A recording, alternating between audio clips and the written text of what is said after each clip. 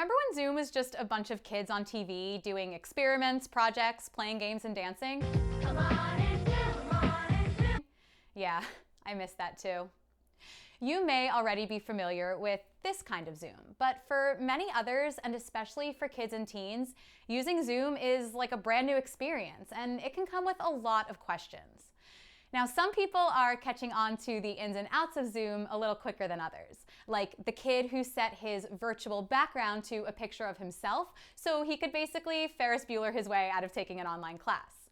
Or the group of college kids who flash mob their professor totally out of nowhere. While teens are pulling all sorts of silly but harmless tricks, hackers, cyber criminals, and straight-up internet trolls aren't messing around. There have been reports that many Zoom accounts are being sold on the dark web, but don't panic. If you have a Zoom account, now would be a great time to change your password. And if your kids have a Zoom account, this is actually the perfect opportunity for them to learn a little bit about cybersecurity.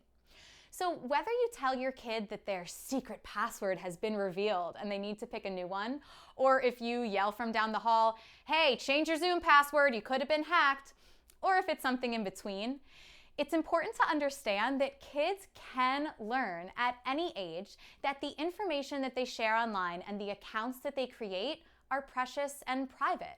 So use this as a learning experience and help them make an awesome new password, one that's based on a random phrase or short sentence that uses a combination of letters, numbers, and symbols. A privacy breach can feel really frustrating, especially because for the most part, it's out of our control. But protecting your family from things like Zoom bombers and other risks are in your control.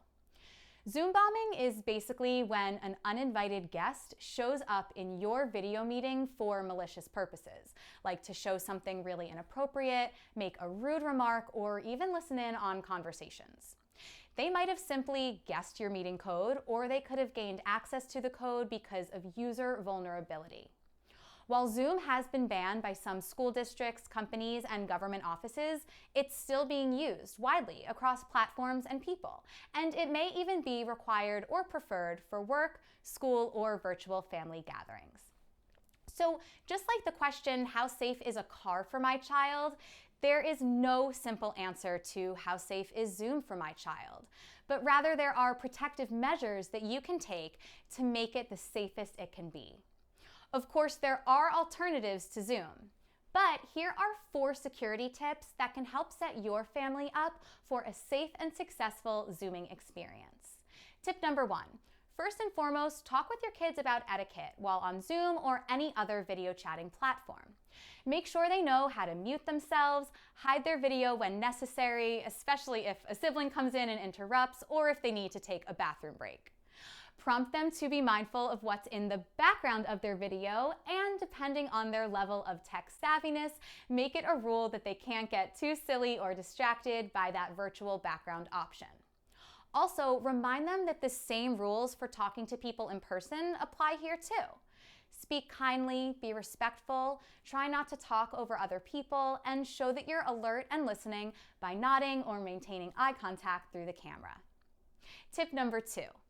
Don't share your personal meeting ID with anyone for any reason.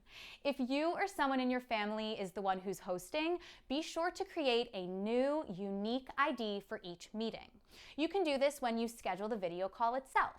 When prompted to choose the meeting ID, select the Generate Automatically option to create a one-time code for that specific meeting. Be sure to set a meeting password as well.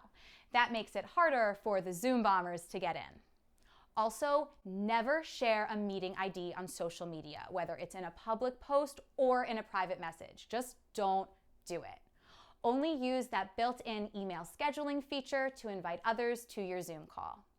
Tip number 3. If you are the host, make sure you've enabled the waiting room feature. To do this, go to your personal account settings, tap the In Meeting tab, and scroll down to Waiting Room to enable the feature.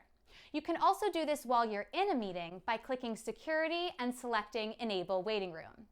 This means that the host will be notified when someone wants to enter the room, and then the host is able to grant or deny access to that person. Tip number 4, lock the meeting room once everyone has joined. Go to Security, select Lock Meeting. It's that easy.